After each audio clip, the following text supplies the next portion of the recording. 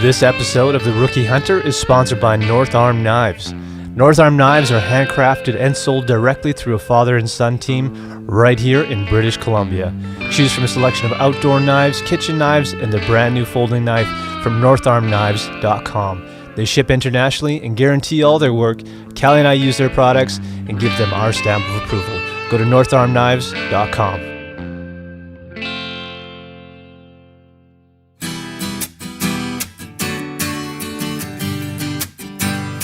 Hey guys, welcome to episode 48 of Rookie Hunter.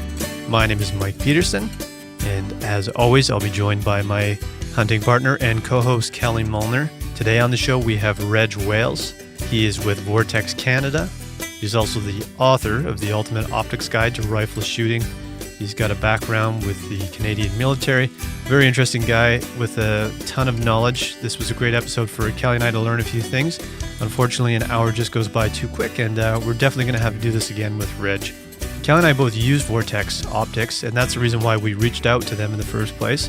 And we'll always be more than happy to talk to companies and work with products that have passed the test, and something that we think you guys should be looking into as well. So they're not a sponsor of the podcast, but definitely if you're looking into optics, we would recommend going to Vortex. And you can see all the gear we're using if you go to our website, which is therookihunter.com. You can just click on the gear tab. From the website, you can also contact us. You can look at photos, learn a bit more about Kelly and I, and all of the various guests that we've had on the show. We're creeping up on episode 50, and we're going to ask a big favor of you guys to celebrate 50 episodes. The Canadian iTunes store, I think we're sitting at about 88 reviews, which is awesome. We want to get this to 100 by episode 50, and you guys got a couple weeks to get us there. We're going to hold that episode hostage until we get to 100 ratings and reviews. How do you like that? American listeners, I think we're sitting around 31 ratings and reviews in iTunes. Let's get that one up to 40. We can do that in both stores. We're going to release that episode 50 in 2 weeks from now, so we're scheduled to put that one up. Next week, we're going to be talking about my muley hunt, and after episode 50, we've got another episode lined up already, too. That's already been recorded with Dylan Ayers from Eat Wild, so lots of good stuff coming at you guys. Appreciate you supporting the show. I should probably stop talking. Let's get into this episode. Sit back, relax, crack a cold beer, and enjoy episode 48 with Reg Wales.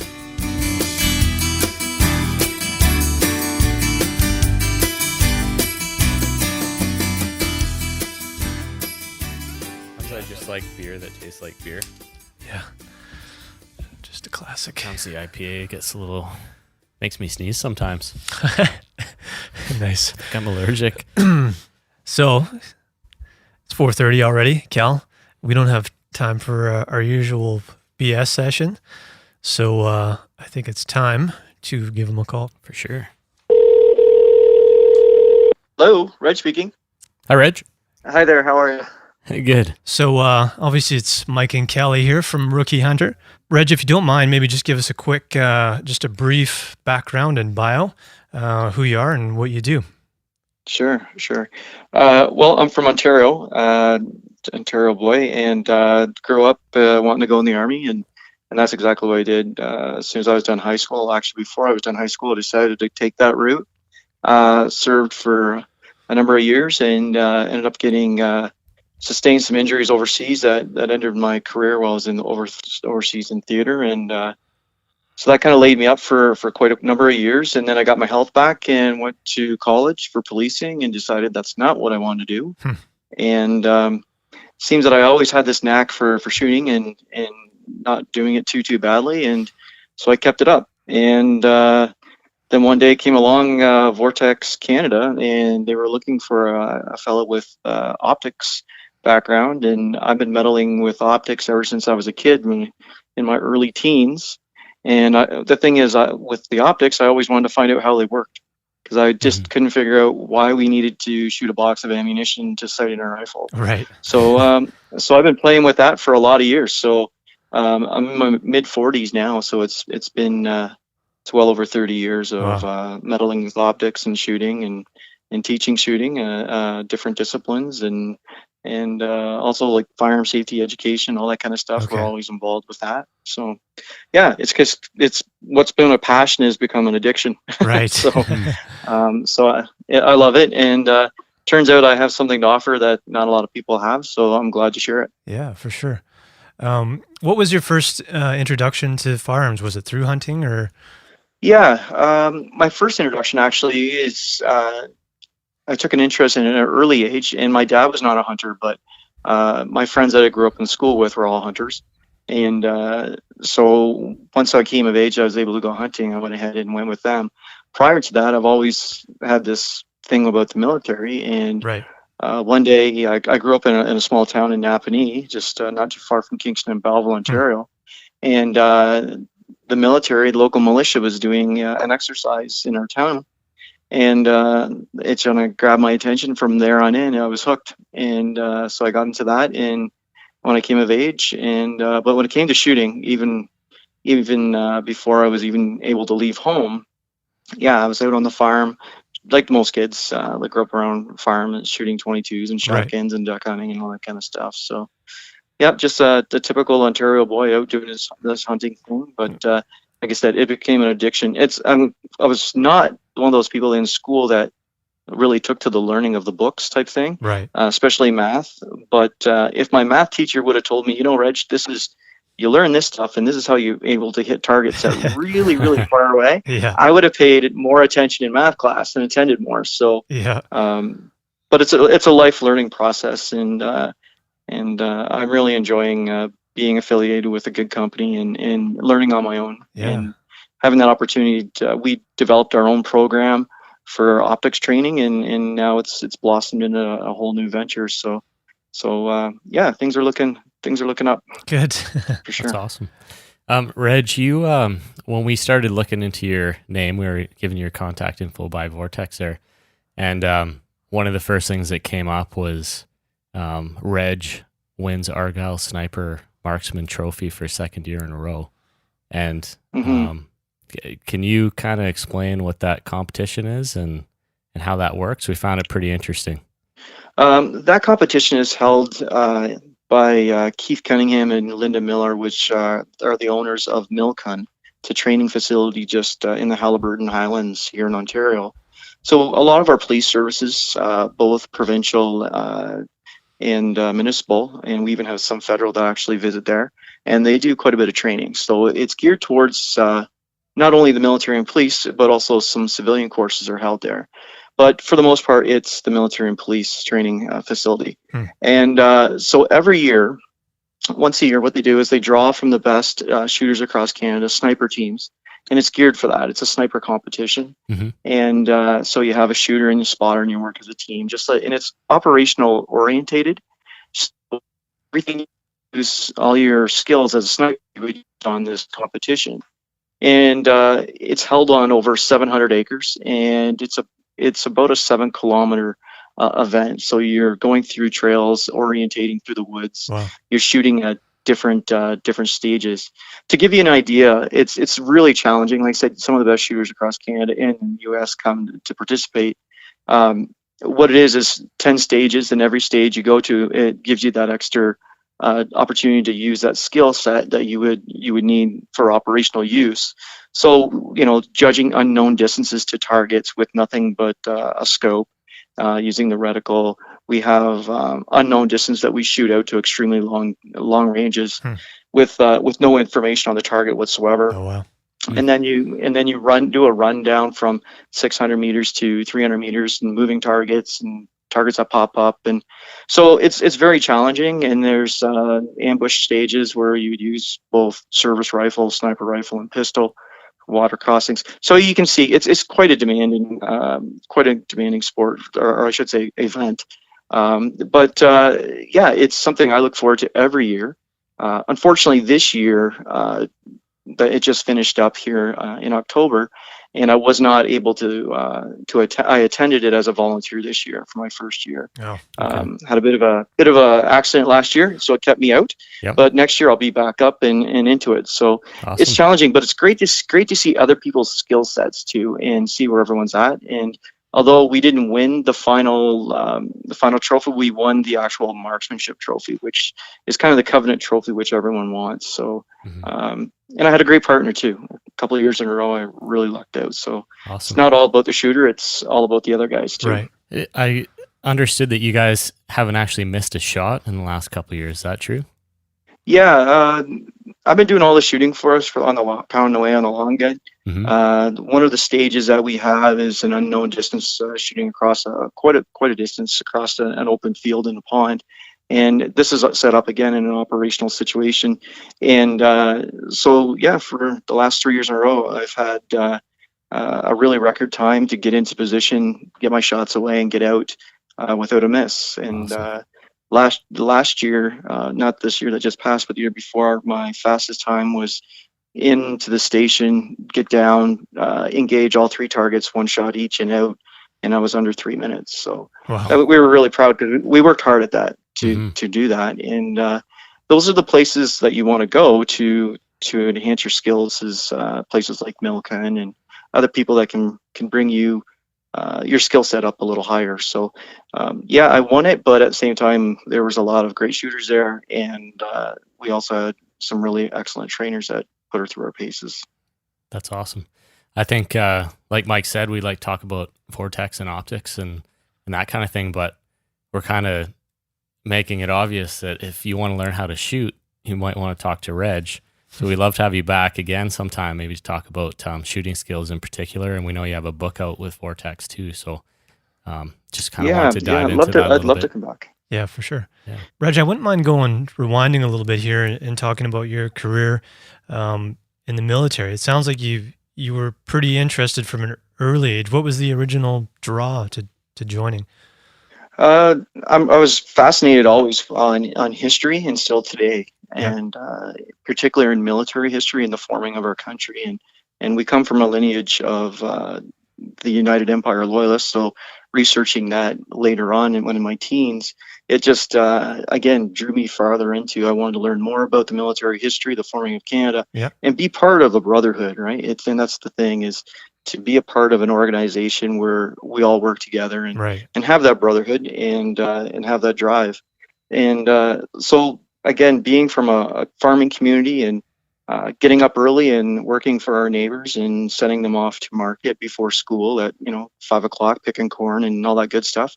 So we had good work ethics. And when I took to the military and noticed that, boy, there's a lot here that I could do. And let's face it, as a young guy, who doesn't want to ride around a helicopter and get to shoot rifles and blow things? Right. It's all just a hit, right? So yeah, nothing's really changed on that aspect, but just getting older but settling down and learning more about the optics side of things. That's what's really fascinating me. Yeah. About the optics. Even I'm very guilty of it as well, as we keep thinking about the rifle aspect of it, the gun or the rifle behind it, and that's what we all kind of really eyed for. But it's all about the optics. It's the scope or your sighting device it's what's driving the bullet. And with optics, I learned very early on that it gets more than just a sighting device. There's so much more that it can do. And today we look at ballistic calculators and in the programs that we've come up with. We started our own program called the Operational Tactical Optics Program, which shows you how to do everything that the scope can teach you. You just need to learn to talk scope, talk optics, and so it can teach you a lot. So we're working with that, and I keep even myself learning as we're going along, and there's always something to learn from that point, from the optics side of things, and being involved again with a great company that wants you and wants you to grow, just makes it that much more nicer to be in. For sure. The whole world of optics, I know Callie's just made some recent purchases with a scope and spotter and stuff like that. So he's kind of been doing his research and has a pretty good grasp of optics and how they work and what you should be looking for. But if it's not something you're spending a lot of time reading up on, from my perspective anyways, it can be something that's a bit intimidating. So where should guys start if they're starting to look into optics and trying to decide what's going to work for them and what they're going to be doing?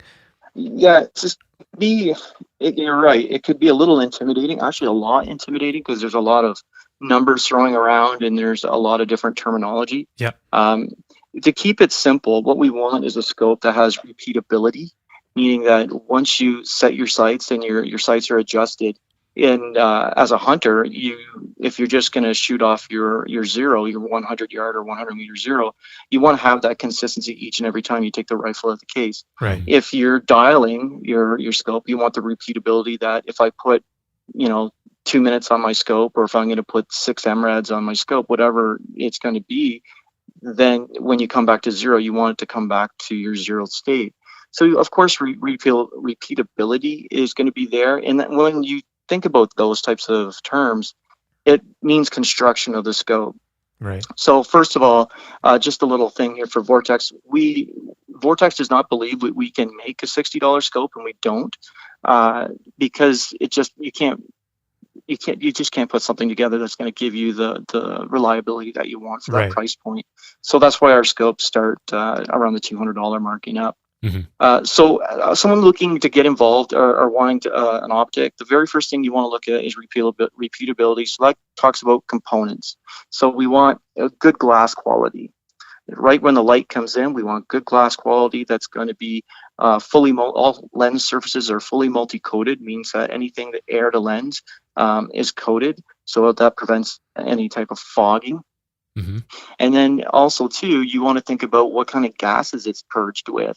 On the lower end of the scale, a lot of the scopes that are on the market are what we call nitrogen purge, which is fairly standard today. But we're really looking for is a scope that's argon purged. Argon is the same material that's found in your house windows. Okay. It's a dry, inert gas, and it's a larger molecule.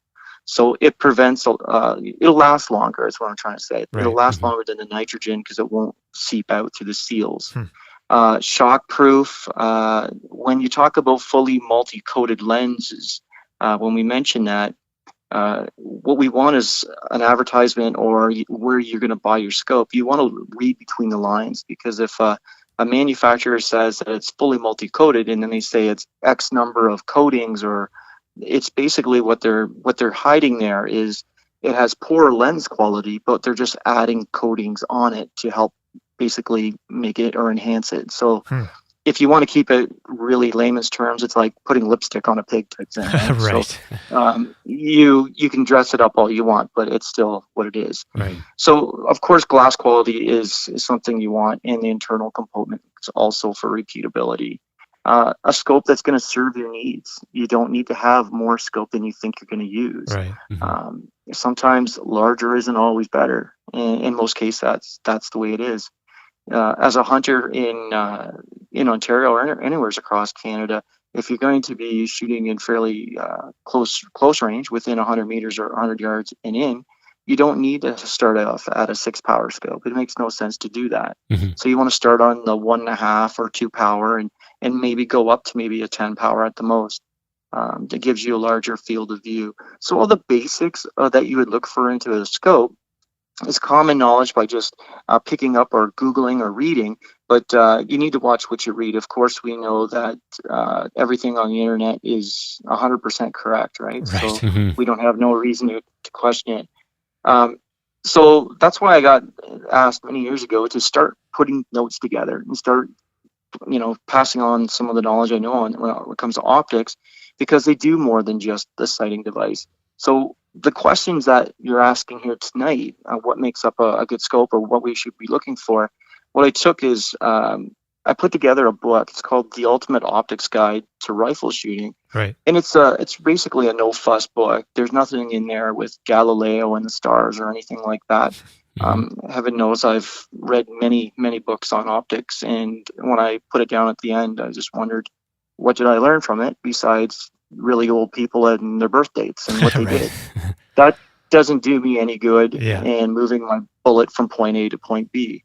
So this book does that. It shows you how to do that. It shows you how to install the optic properly and make use of those quality things that you've purchased in the optic. So whether it's a specialized reticle, how to use the reticle for measuring different objects, how to move it around on the target. It's very versatile. And so we put that together, and it's been a godsend. We've had some really great reviews on it. And so that's the first start of getting the knowledge out there to the public. And I'm getting more and more feedback from people saying, geez, thanks for writing it. That was great. Right. Can you put something else together and elaborate? And we're working on that too. But the thing is the knowledge base is to find out what you need as a hunter or a shooter, and then start doing your shopping like you would as a consumer. Yeah. But you have certain criteria that you want to look for, and especially the internal workings for repeatability. Tube size comes in different tube configurations. We have, 1-inch tube, which is standard, 30 millimeter tube, 34 and 35 and up. So one of the issues that we get into a lot of the times for any scope manufacturer is people will take rings and they'll tighten those tubes. And inside of a scope, if you can imagine having tube within a tube. So you have your outer tube, and inside there's an inner tube that contains your reticle. Okay. And your elevation and your windage dials are basically screws that pivot against that. And it moves it around inside the larger tube. So when we do that, we need to have that repeatability. So take the caps off the scope. If you have on the scope cap and you take it off and you see your turret dials, if they're polymer, such as like a plastic base, those are ones that especially if you're going to be using it on a heavy hitting rifle, or if you want the scope for long term and you're going to be using it a lot, you want it to look for things that don't have polymer or plastics. You want brass components, because we know plastic or polymers, they wear, and then you get a lot of slack, and that's where you're not going to get that repeatability. Right. So I keep going back to the internal component. When we talk about the scope tube and the size, and the number one issue that most people will have is they contact the manufacturer or their sales rep or whoever's going to be looking after them if they have an issue, is overtighting the rings. And when you look at a scope, we used to say 50-50. Spend 50% of your budget on the rifle, the other 50 on the scope. Right. Well, the fact is today, rifles are made with great tolerances. They're amazing when you look at them, because they're CNC, they're good to go.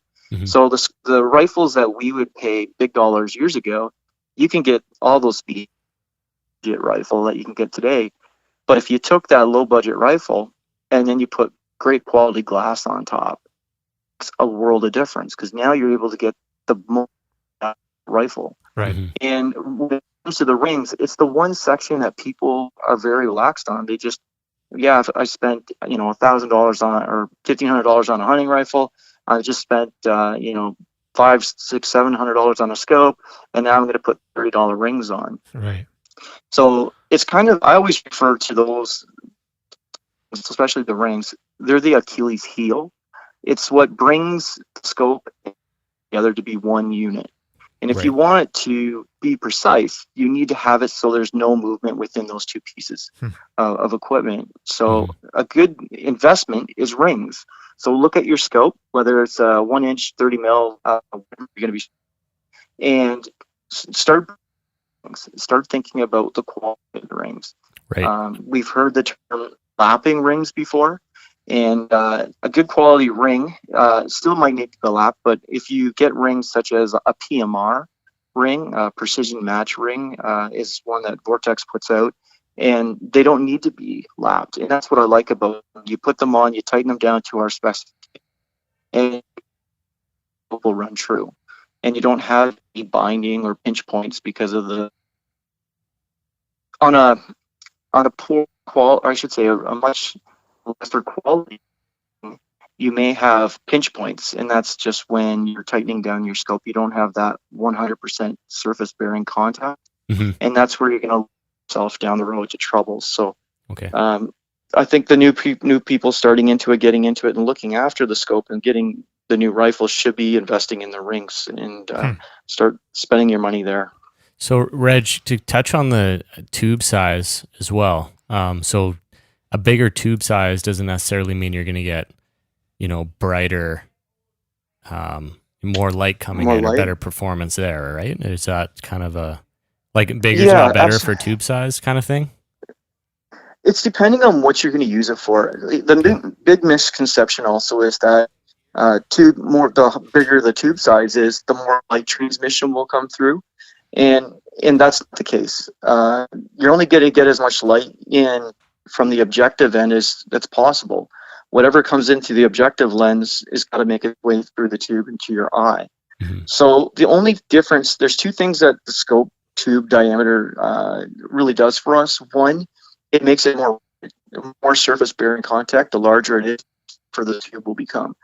But the largest benefit to the tube gives you more elevation and windage adjustment. So that means that inner tube that I mentioned earlier has more room to move within the outer tube, and that gives you more adjustability. So if you want to shoot to longer distances, you're going to need more elevation. And the easy way to do that is to go from a smaller tube to a larger tube. Oh, okay. So you're having that inner tube move more inside. Yeah. So it does not mean that you're going to get more light transmission, but it does give you the benefit of a more rigid scope and more adjustability. Okay. So as a hunter, and I guess there's obviously a ton more to these scopes that we can dive into technically, but when we're talking bullet drop and reticles and all this kind of stuff, is there a point yardage wise where that stuff really becomes something that as a hunter we want to focus on and learn about? Or I know a lot of guys will say, I'm only shooting X amount of yards, I don't worry about it, I point and shoot kind of thing. Or I know I have a Viper, I think it's a BRD or bullet drop reticle. I don't necessarily use it, but I don't know if I should start getting into that calculator and figuring that stuff out. Mm-hmm. Well, when it comes to reticles, the biggest thing is we need to know what we're gonna be buying. Can we use it? No matter what we think is a really cool reticle, it doesn't do us any good if we're not able to use it. Mm-hmm. The lines and hash marks, what do they mean? And as a hunter, we want to see simplicity. Yep. So we want to see simplicity, such as either a bullet drop compensator reticle. I really support that reticle, trying to get more and more hunters into it, because it can tell you a lot about what you can do with it once you learn the very simple concept of it. So the BDC reticle is simply a duplex or a V-plex reticle with hash marks underneath it, and just referencing it so you can hold over or hold for windage left and right to compensate for wind deflection or for elevation. Mm-hmm. So when you think about the BDC reticle, when you look at the four quadrants, meaning the upper halves and the lower quarters of them, they're clear, meaning that I can see my whole sight picture. I can see my game animal or my target that I'm going to be shooting at. So it's not really complicated. Mm-hmm. And you don't really need to have a calculator. If you're going to hold for wind, what you need to do is, or for elevation, you just need to decide what is the values of these hash marks. And in the owner's manual, if the customer would open the owner's manual and just read and see what the value of those marks indicate. So they're not going to be given ranges. What they're given is minutes of angle. So we have two units that we deal with. It's minutes of angle, and the second is called the milliradian system.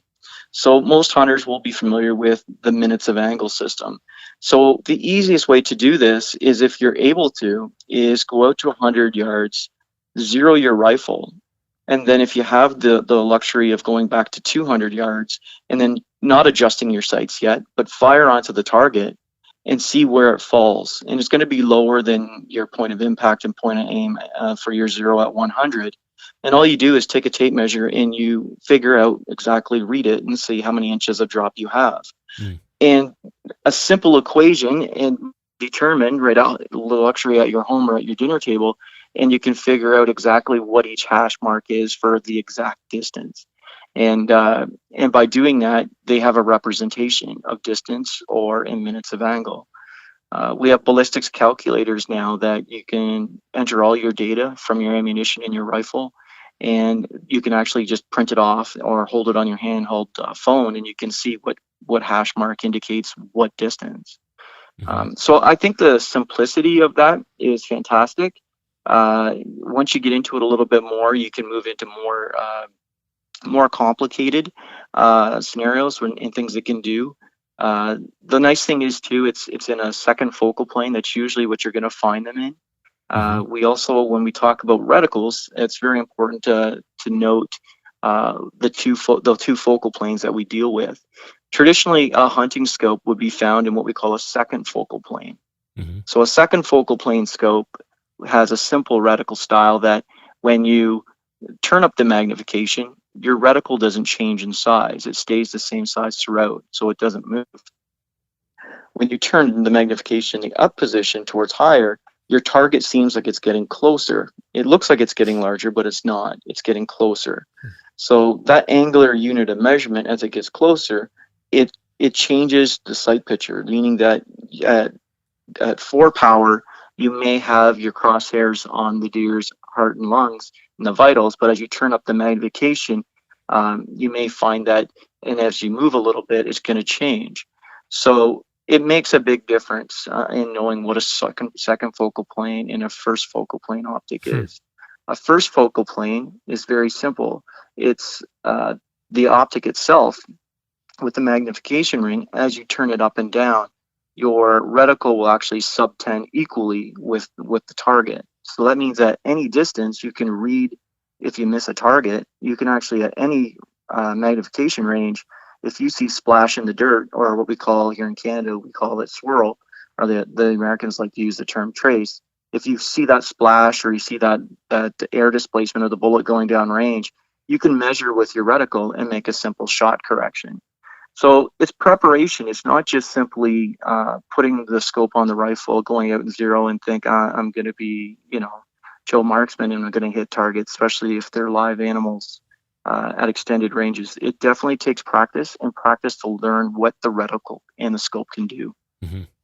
But yeah, the bullet drop compensator reticle is very simple to use, especially for a hunter, and it works well.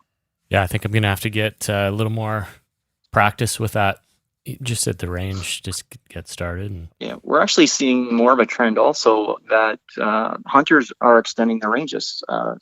Biggest thing now is long range shooting, right? And we're seeing more and more hunters want an optic that's able to reach out farther. And to do that, you need to have another feature. You need to have something called a parallax adjustment.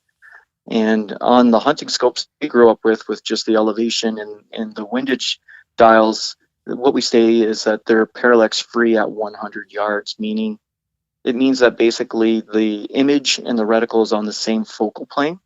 So as you get out further, you may find that your image is not clear, your target. So by using the side focus dial, or what we call an adjustable objective at the end of your scope, you're able to tune that in so it's on the same focal plane, and it makes it look like the target area is much clearer and sharper. So that's another thing for a hunter to look at. Am I going to be shooting further away? And if I am, then maybe I might want to look at an optic that has that feature and adjustability. I know you offer firearms training. Are there any, when it comes to sighting in, is there any common mistakes that you see or common questions that you get with guys? Yeah, there's the number one lately that I've been getting. Like I said, we deal with this on an ongoing basis. People call me up and just say, "Hey, look, Reg, snap a photo of my target. What do you think?" And first thing I asked them is like, "What's your distance that you're zeroing at?" So when we talk about everything we've talked about so far leading up to this question, is we talked about the internal components in the tube diameter, and that plays a big factor on where you zero your scope. If you try to zero your scope at 50 yards with a high-powered rifle scope, what you're going to be doing is you're trying to raise the center of the bore for the projectile as it leaves the barrel. You have to bring that up in height. It has to cross the line of sight of the center of your reticle. So the higher your scope is mounted and the larger your bell of your objective, the higher that needs to go, that bullet. And so by doing that, you're stealing away from the internal travel. So if your scope has 60 minutes of adjustment, that means that you're going to have 30 up and 30 down. And if you are trying to zero at a closer distance, you're going to use the majority of that adjustment to get your bullet to hit the target where you need to go at a shorter distance. So I like to see people go back to 100 and stay at 100. If you go back and zero your rifle at 100, and if you feel that you want to come back and see where your point of impact is at 50 yards, then that's the time to do it. Come back, and you're going to see that it's just a very minimal adjustment. And for hunting, it's so minimal that we're talking within a half an inch or an inch or so that you're not going to make adjustment. But if you wanted to, you could. So what the problem I see is that people are trying to rely more on bore sighters and everything, and they call me up and say, look, I'm using my bore sighter, but I can't get enough adjustment to get it so it's properly bore sighted. And that's another issue, is some bore sighters are not worth the packaging that they're actually packaging to get to the store. So the old school way, and we still teach it, is that if you're in the field and something happens and you drop your rifle, or you want to ensure that you're on target, you should go ahead and sight your rifle in the field to make sure that you're on, especially if you're going to be hunting animals. And you want to make sure if there's any damage. And to do that, we just simply pull the bolt action and just lay on the ground and measure the distance and pick a small target and shoot at that target, and then re-zero the firearm. So again, there's a lot you can do, and there's a lot of little things in the store, as we know, with gadgets that can help you, but some of them can be very faulty and lead you down the wrong road. And stay at that 100 yard and not take it out any farther for the initial zero. And the reason being also is that scopes today are built with such tight tolerances, and the machining is so tight that we're able to get huge amounts of movement within the scope for elevation. There's no need to go out and zero at 200-300 yards. Fellows out and guys and girls out in Western Canada that will call up, or I see at shows, and say, well, I want a 200 yard zero. Or I've had many people say, I want a 400 yard zero. It's very difficult to do even a 200 yard zero. You will have environmental factors coming in. You're going to have mirage. You're going to have, the most importantly, is going to be wind deflection. So you might be zeroing your rifle at 200 yards, but even if you think there's no wind at the shooting position, there could be wind somewhere along the path the bullet's going to take. And you make a correction for that. And in the field, when it's time, when there's no wind or a different wind situation, you won't have a proper zero. So you'll be adding or taking away from the true wind value that you need. So in that case, doing it at 100 solves that problem, because between the firing point and 100 yards or 100 meters, bullets traveling at great speed, we have to take a large amount of wind to make a huge correction. So zeroing out farther out is not the way to do it. Come back, do your 100 yard zero. And it's also a way that we can test the scope to make sure it's functioning properly. Also doing different tests, simple box test. I come up with also a different test called maximum deviation test on the scope to make sure it too is working right before you take it out in the field. And there's so many things that you can do to your scope to prove that it's either working or not working. And when you go through those at that shorter distance, at 100 yards or 100 meters, then you're able to say, okay, look, I have faith in my scope. It's tracking properly. If I was to take a shot at 500 meters or 500 yards, and I put this elevation on shooting at 100, I know I measured it with my tape measure up on my backstop on my target. It's giving me the exact number, and I have confidence that when I need to use it, it gives me the right elevation or right windage correction. So if I could just say it one more time to anyone that's listening out here in this broadcast, is that you need to focus on the shorter distances, especially at 100. Trying to zero at 50 is fine to get you somewhere close on the paper, but then push it out and fine tune it for 100 yards. Yeah, Mike and I have sighted in the last few years at 200. So we'll probably go back and move it to 100 after listening to you. But I think when we sight to 100 too, and given that we have the BDC reticle, that allows you to take advantage of that reticle a little bit more too, right? Because you have a little more play when you start pushing the distances out to 350, that kind of thing. Whereas Absolutely. if you were sighted Absolutely. at 200, you're kind of reducing that variance, or that, you might be playing with a few inches either way. But I guess if you set in at 100 and then you start shooting at 300, you can make use of that reticle a little more. It's going to be more accurate. Everything works off your baseline zero. So the more time you take on your initial setup of the rifle, of the scope, making everything as perfect as possible, it allows you to have the human error come in and Mm-hmm. still be able to make a hit to your target. So that's why I keep saying push back to 100, because we all shoot better at closer ranges. You're going to get better groups closer. Your eyes are going to be more focused on the target. You're going to see it clearer. You're going to know that, hey, this is just a little chip shot at 100 yards. When you start moving out to the 200, like again, environmental factors come in, parallax comes into play. So you need to clear all those issues up.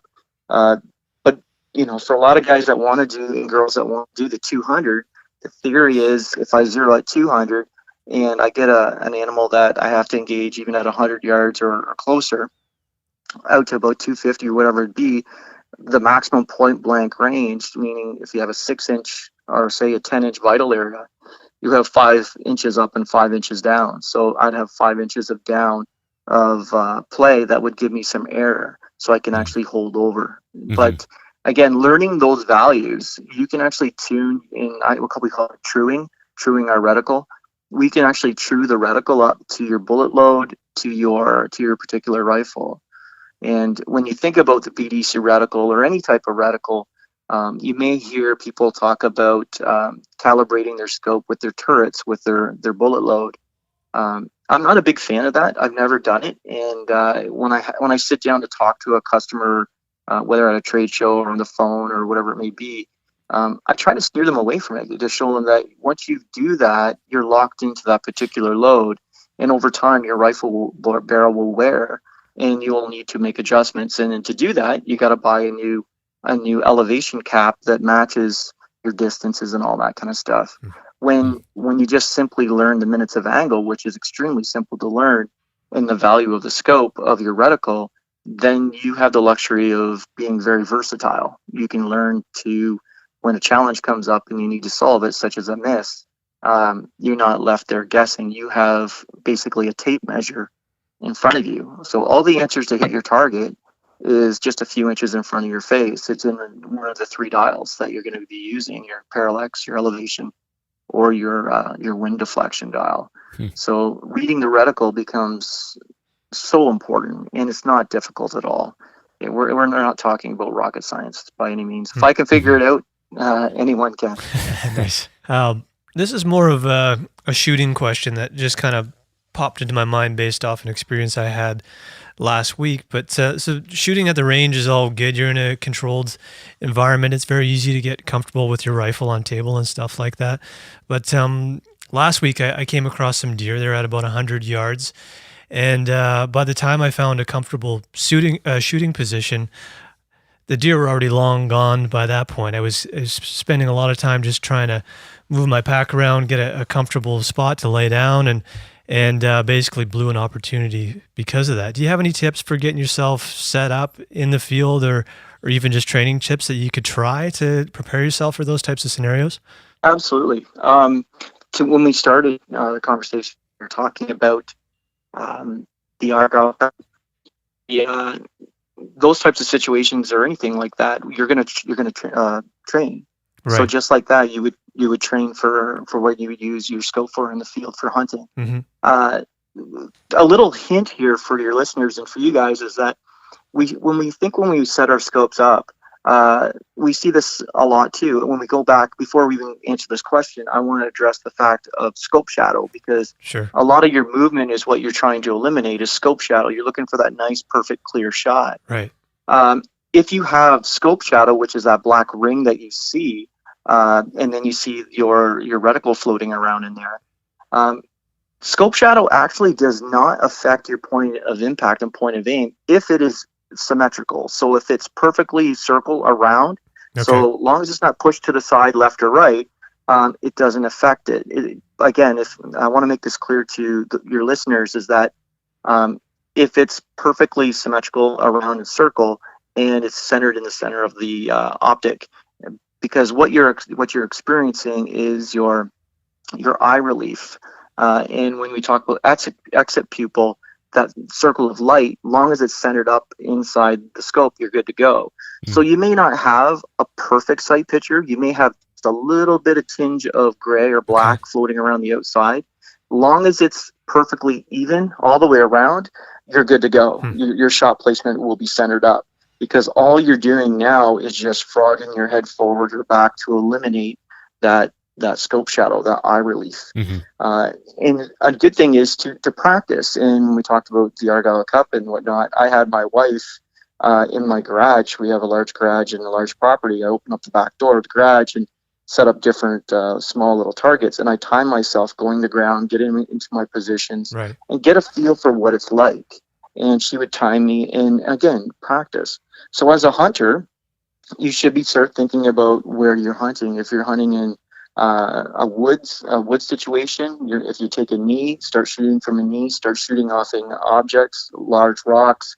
Out west, you're going to be up in a mountainous area. Take off your pack, get yourself in a position where you know you can just quickly drop the pack fast, throw it on the ground, and you know what kind of position you need to get into. It doesn't have to look pretty. It just needs, the bullet just needs to go where it needs to be to go to put the animal down. So what we're trying to do is find the perfect sight picture, and sometimes under stress and time as a hunter, you don't get that luxury. It's either this is the time I take it or I pass on the animal. But if you do have that, what we call crescent shadow, looks like a half moon on the left or right or the upper or down position, that will change your point of impact. So those are things that we're trying to avoid, and that is all about setting your scope up properly to the shooter. I feel like with optics overall, just I've been in this game for a few years, just hunting, Mike and I, but it feels like a game of trade-offs, whether it's the size of the optic that you're looking at, whether it's the objective of like a big spotter. You're always kind of weighing that size and weight factor, and you're also weighing the dollar signs, because I think Vortex has the three kind of main models: the Diamondback Razor or Diamondback Viper Razor. So, what are folks getting when they kind of move from that Diamondback model and then they start getting up to the Razor? Because there's a huge price difference there. And when folks kind of looking at model deer in the store and trying to see what the difference is, they may not get it in the store, but when they're out in the field, that's where it's going to make the difference, right? Yeah, absolutely. Well, Vortex makes our entry line is what we call the Crossfire 2, and it has lots of features that are found on most modern day scopes, but it is our entry line scope.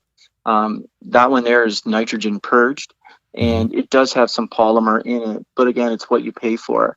As we go up through the line, we move up to what we call the Diamondback, and in that particular line of scopes, we move from nitrogen and we move to what's called argon gas. So you're getting better gas, which is going to help the longevity of the scope from fogging up and whatnot.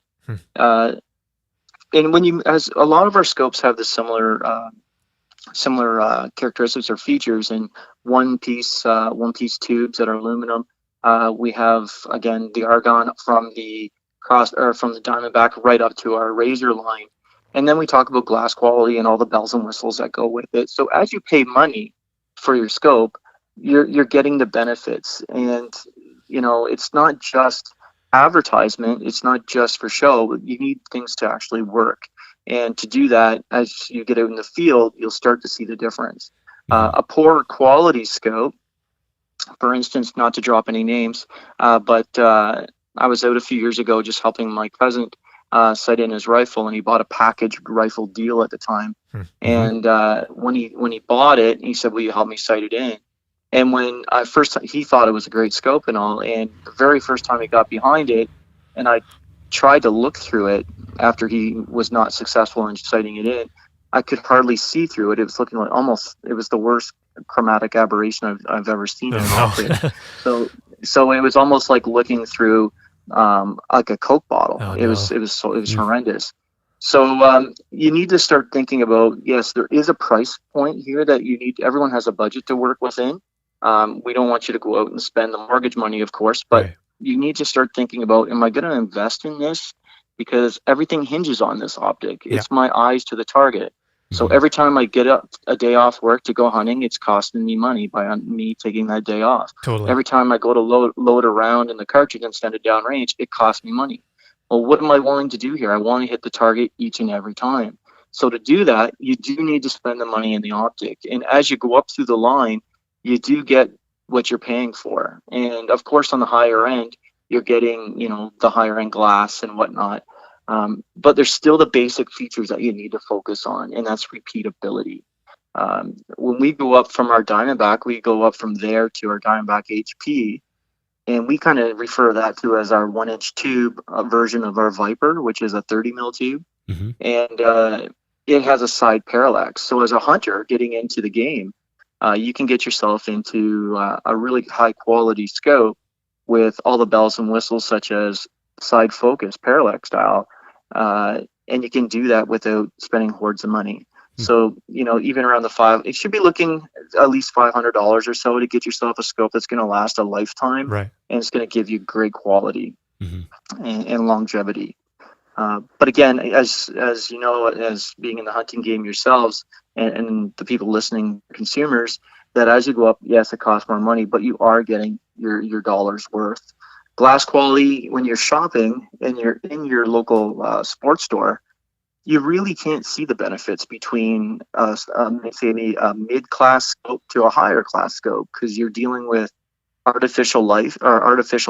Right. So the artificial light in the store, if you take that away, and if you were able to step outside the store, and if it was a dull, hazy day, then you would see the difference. But because of the lighting, it's very, very difficult to see it in a store, what you're getting. And that's what some consumers look through. They say, geez, here's a $200 scope, but here's a $2,500 scope. I don't see what the big difference is. Right. And you're not going to see that in the store.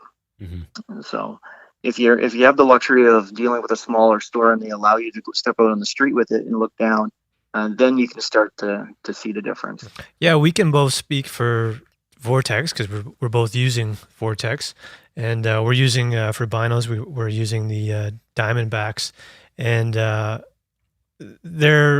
would consider them to be affordable. It's still not cheap for guys who have to start fresh if they're just getting into hunting, but optics is always the number one thing that we recommend spending money on, just for the reasons that you outlined. But the Diamondbacks have been absolutely excellent as far as affordability goes, and what we've been able to accomplish with them. So we can definitely speak for the optics and definitely recommend them. Yeah, and then this year I purchased a Razor 65 spotter. So we kind of have not the entry level binos, but the next level up there, and they worked out great for us. And it's nice to kind of, I kind of stress out about having like a 2,000 pair of binoculars.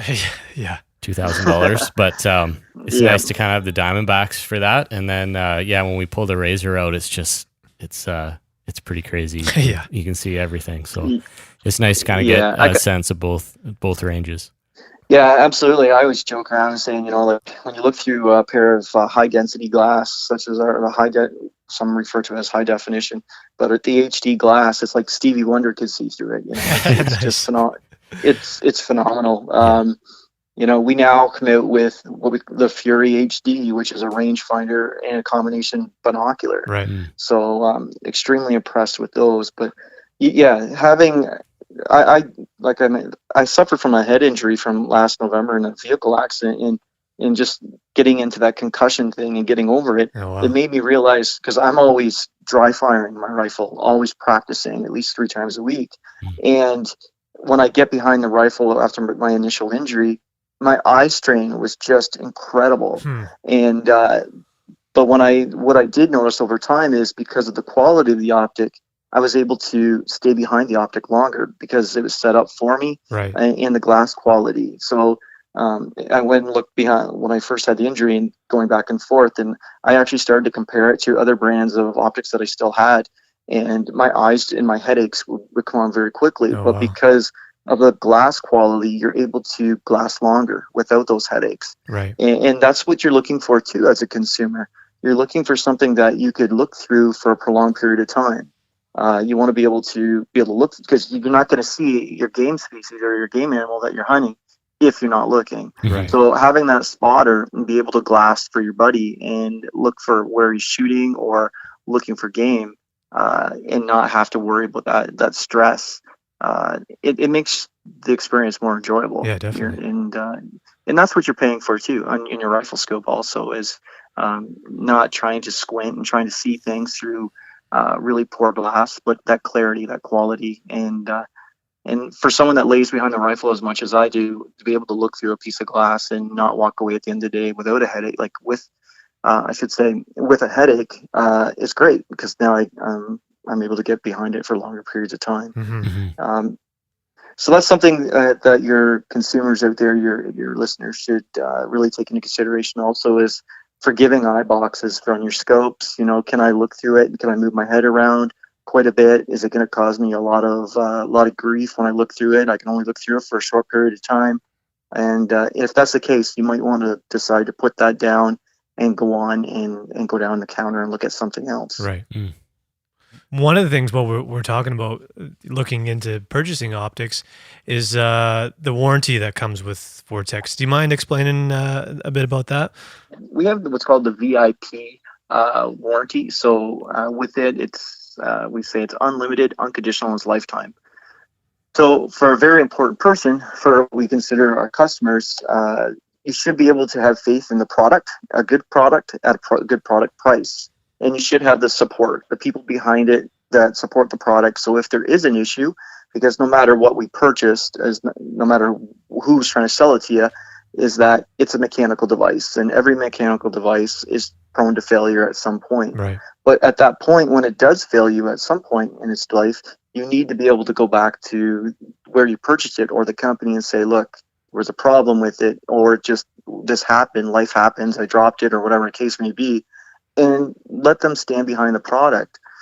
Today, as a consumer, we buy a television, and for instance, you buy a television for $1,000, you go to pay for it, and the lady says, well, you get 30 days warranty. Right. And do you want to buy a 2-year warranty for $500? So now you got $1,500 in a television with a 2-year warranty. With Vortex, we try to keep our prices very competitive. Yeah. But most importantly, with our warranty, we're there to support you. So whether you drop the rifle up and drop the rifle or binos, you break them, long as you can bring us part of it back that tells us exactly what you would have had, and it's our product. If it's not fixable, we will replace it. We're lucky enough now to have a great team of people that are able to work on our products right here in Guelph, Ontario. He's not very busy because we don't get a lot of stuff back, but when we do get it back, our repair tech, Jeff, he looks after the rifle scope stuff, and Crystal Bell looks after repairing the binos. And so we're able to do that right here in Canada for the majority of the things that need attending to, whether it's small, such as your eye cups on your binos. If you lose one, we can replace it very quickly. Nice. And again, it's about that warranty and standing behind the product, because we don't need you to buy into a program. What you just need to do, if you purchase our optics, our products, is that product is the receipt. Right. That tells us that we're going to stand behind it. So I can't speak highly enough about Vortex. They've been just a wonderful company to work with. It's still, in this modern day and age, it's crazy to think that Vortex is the largest and best selling, I should say, the largest selling scope manufacturer in North America, and it's done out of it's a family owned business still today. Wow. And the headquarters is located in Wisconsin, and in Middleton, Wisconsin, and there's no signs of slowing down for us. They're in the midst of building just a ginormous new facility, and to increase the product line and bring more products made here in North America. That's excellent. So Good to hear. And these 1 hour interviews always blast by too fast, and I always wish we had more time. So we'll have to do this again sometime, man. Before we let you go, is there anything else you want to add? Anything you want to say before you go? If anyone has any questions in regards to their optics, please contact me. My email is reg@vortexcanada.net. And if you need to speak to me, you can text me. The office will give you my number if you need to. And we're here to help you. In regards to shooting, if you have a question, throw me an email. I love to chat about it. And whether it's our product or not, I'm here to help.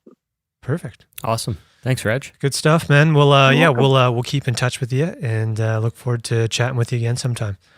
Love to share some tips and stuff on shooting. That'd be great. Yeah, I think we definitely want to dedicate a full episode to that, so that should be a lot of fun. Good stuff. All right. Thanks for having me on, guys. Yeah. It's been great. Yeah, likewise. Okay. Enjoy the rest of your night. Take care. Cheers. Okay, thank you. Bye-bye. Yeah. I learned a thing or two there, that's for sure. There's a lot of information. It's almost too much to put into an hour, but yeah, definitely. He's got 30 years or plus of experience. Yeah. So. We easily could have done an hour and a half to 2 hours with this one, but yeah, I think we're definitely going to have to come back for round 2. Mm-hmm. This is another one of those episodes I'm going to have to go back and listen to myself and just take some notes and go through it again. I know that just a number of things you talked about there have kind of got me excited to practice a bit more, do some more research, especially we've always said this too, is doing more practice out in the field, and we don't necessarily have to be shooting. We can just go out there with our rifles and look at getting set up and dealing with different scenarios, and also spending more time at the range. It's just always finding the time to do it, but it's just a matter of making the time to do it, I guess. And definitely. Actually, I have a tip too. You can buy those dummy bullets. Right. Or dummy ammo, and you can put that in your gun at home. You can fire on it, and then you can dry fire them. Mm-hmm. So that's good. Like you said, if you can just try like shooting positions at home in the basement or whatever, and try pulling the trigger and nice easy pulls, that kind of thing. But that's always a good idea. I still would like to get a range pass. I did have a range pass at a local place here, but there are a couple. Yeah, well, we were going to get one this year, but the dry conditions closed down. Yeah, closed it down. Just about all of our ranges. So we were looking at 2 different ones, and both of them were closed. So that was kind of I think he made a good point. It's like we kind of always focus on the gun. Right. And a lot of guys love shopping for that stuff. And then you put like a medium or a crappy scope on it, and that's not the way to go. Yeah. Should it's like you said, you're probably better off with like a entry rifle, because it's a straight tube that's shooting a projectile. Yeah. Like you can't. It's all built to standard. Right. Buy a really good scope and put it on top. Yeah. It'd probably be a better option, but yeah, makes sense. Another thing that goes with that too is like the amount of money that you spend in all this stuff, whether it's gas or clothing and licenses and all this stuff. Spend money on good optics, spend money on going to the range and having a range pass so you can practice, and spend good money on ammo. Like those are all things that the more experience I get, the more I'm willing to put money into, like buy a $70 box of ammo, right? Because ideally that box is going to last you quite a while, as long as all your stuff's sighted. Yeah. And your practice is up to par. But yeah, for sure, man. Yeah, all those things combined improve your confidence, which is the main thing when you're out there. So the less shit you have to think about in the moment, the more likely you are to follow through on something. So like the optics and that the bullet's what's going to touch the animal, and the optics is what's going to get the bullet there. Right. So those are two pretty solid things to spend your money on. Definitely. Yeah. Cool. Since we've both been burping like pigs here, what's on tap? We have Stanley Park Brewing Noble Pilsner. And these are courtesy of Dylan from Eat Wild. They left a couple behind for us. So good beer. Tasty. Cool, man. More Vancouver beer. Yeah. Can't go wrong. No, I think you could spend a lifetime drinking beer from Vancouver. You never run out of companies, right? I'm up for the challenge. Me too. Cool. Well, this episode was a lot of fun. Appreciate you guys listening, as always. And we'll see you in a week or so. Cheers. Cheers, guys. Good luck.